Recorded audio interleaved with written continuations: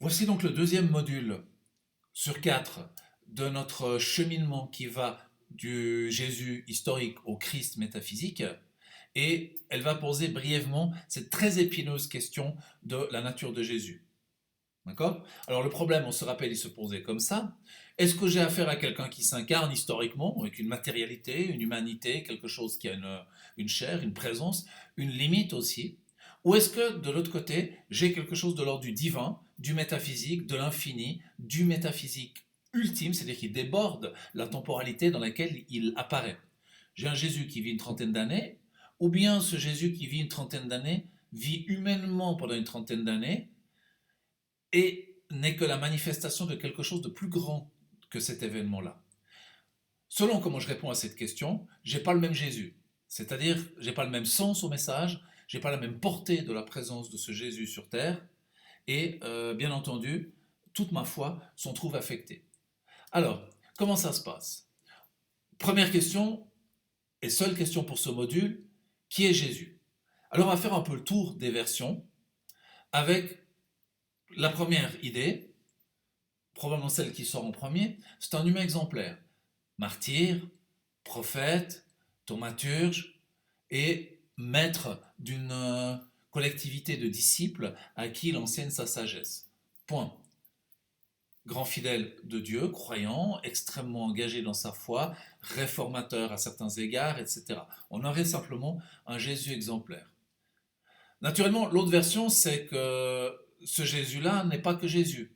Il est également Dieu, manifestation divine. On ne sait pas exactement sous quelle forme, mais là, ce qu'on a d'humain renvoie ou relève en quelque sorte du divin. Autre possibilité, c'est que Dieu s'incarne. C'est pas tout à fait la même chose si Jésus est Dieu ou Dieu s'incarne sous une forme humaine. D'accord? C'est pas tout à fait identique. Est-ce qu'à un moment donné, quand je vois Jésus, je vois un humain, je vois Dieu sous forme humaine, ou je vois Dieu sous une apparence de quelque chose qui m'est plus familier?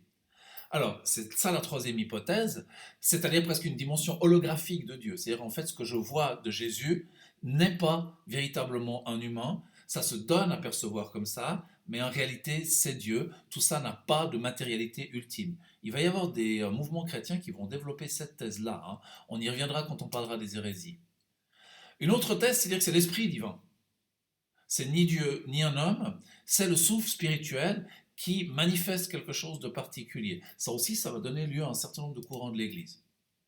On peut tout à fait considérer, et certains n'ont pas hésité à le faire, que Jésus est très simplement le Messie. Alors reste à savoir le Messie de qui, puisqu'a priori c'est quand même un concept qui est inhérent au judaïsme. Et en face, vous pouvez également le considérer comme un prophète, c'est-à-dire c'est quelqu'un qui est porteur d'une vérité plus grande que lui, annonciatrice de quelque chose, ou bien qui régénère en fait une manière de voir le monde et de l'expliquer. Et en fin de compte, vous avez une dernière version qui considère que vous êtes à la fois Dieu et homme pleinement. Ça veut dire que vous n'êtes pas un Dieu incarné, vous n'êtes pas que un homme, vous n'êtes pas que Dieu, vous êtes 100% l'un en même temps que 100% l'autre. Voilà un petit peu comment se pose le problème.